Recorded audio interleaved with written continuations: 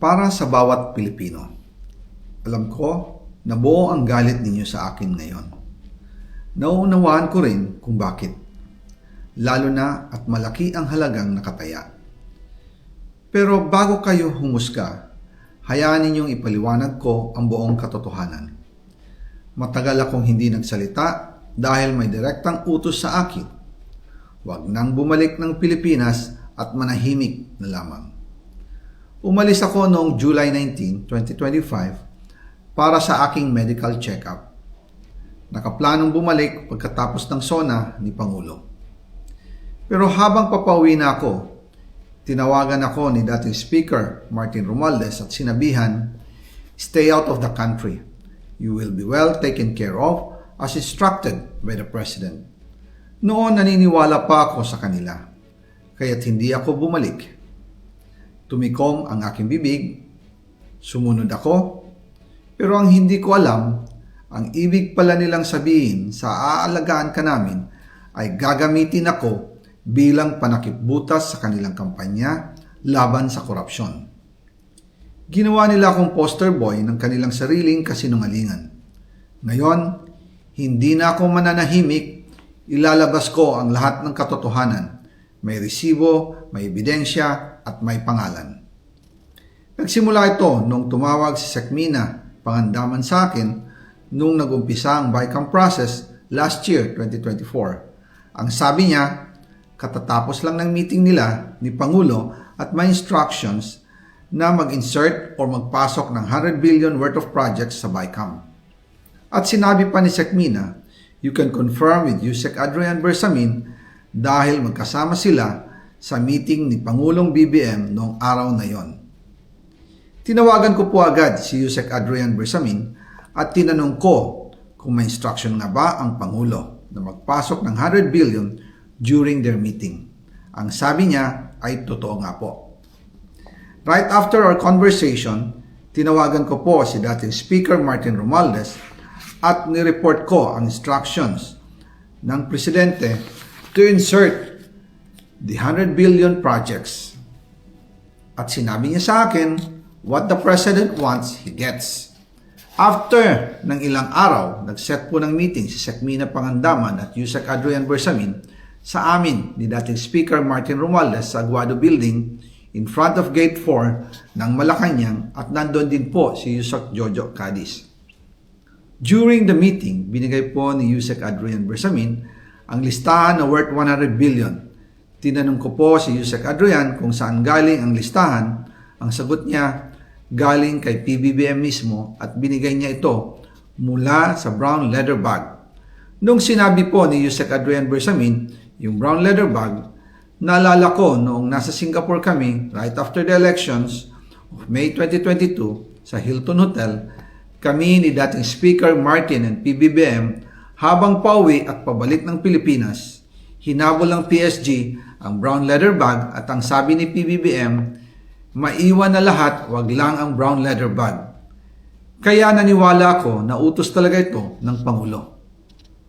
Pagkatapos ng ilang araw, I informed sina dating Speaker Martin Romualdez, Sekmina Pangandaman, Yusek Adrian Bersamin, and Yusek Jojo Cadiz na kung pwede 50 billion lang ang ipasok sa program funds dahil sobra ang DPWH funds versus sa DepEd. In practice, hindi pwede na mas malaki ang budget ng DPWH kaysa edukasyon. And yung balance na 50 billion, ilagay na lang sa unprogrammed funds for the 2025 budget. Dahil Office of the President din ang nagre-release ng lahat ng unprogrammed funds. Pagkatapos ng isang araw, tinawagan ako ni Sekmina at sinabi ang mensahe ng Pangulo, ipasok ninyo yan dahil pinangako na sa akin ni Speaker Martin yan at hindi na pwedeng baguhin. Kumbaga, ang utos ng hari hindi pwedeng mabali. Again, I informed the Speaker and asked clearance about the instructions ng Pangulo. At ang sabi niya, wala tayong magagawa. Kaya po nagtataka ako kung bakit sinasabi ni Pangulo na hindi niya makilala ang budget.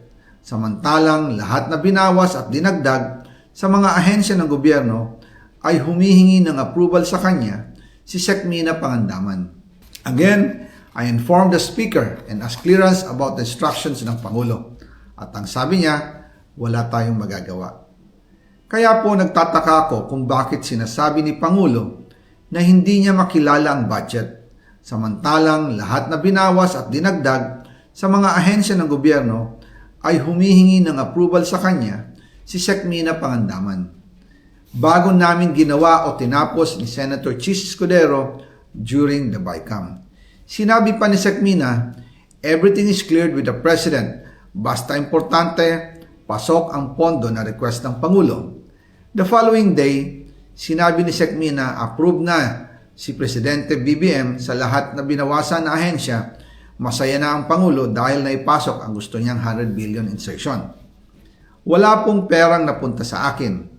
Lahat po ng insertion napunta sa ating Pangulo at Speaker Martin Romualdez.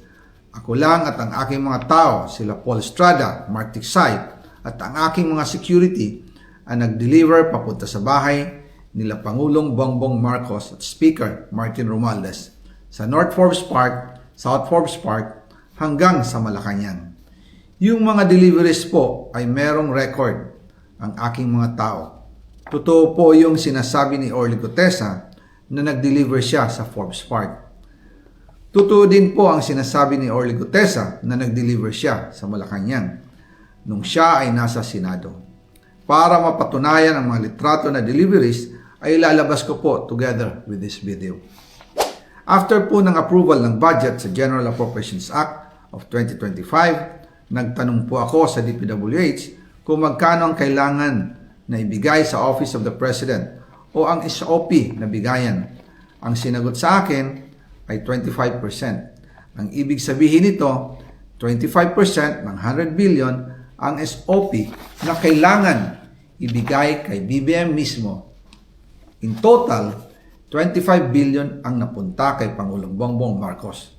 Kaya ngayon ay hinahamon ko si Ombudsman Remulla kung seryoso talaga siya sa mga sinasabi niya sa kanyang press release na idadamay niya pati si Martin Romualdez kung magbibigay ako ng ebidensya. Patunayan niya ngayon ang pronouncement niya. Imbestigahan niya ang Fraternity Brad at ang kanyang kaibigan na si Speaker Martin Romualdez kung talagang tutupad siya sa tungkulin niya. Imbestigahan din niya si President Bongbong Marcos. Sabi nga ni BBM ng SONA, let's do it right at mahiya naman kayo, hindi po ba? Nananawagan din po ako sa Senado na imbestigahan ang 100 billion insertion ni Presidente. Alam ko po na hindi gagawin ni Ombudsman Remulla ang hamon ko. Pero magaling ang Senado sa investigasyon at ako ay naniniwala na dahil sa kanila, lalabas ang katotohanan. Yung pong listahan ng mga projects, ilalabas ko din kasama ng video na ito. Dahil dito, mas lalong darami ang ipa-file na kaso sa akin. Ginagamit ng administrasyon ang buong resources ng bansa para tumahimik ako, para masira ang aking kredibilidad. Darami din ang banta sa buhay ko at ng aking pamilya. March 2025 pa lang, si Speaker ay nagpaparinig na sa akin sa aming meeting that he will shoot me if I will talk.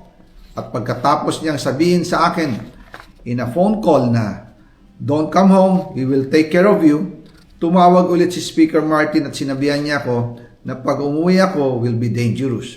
Kasi they might hire someone to do a rub out on me or hire the police to kill me while in jail.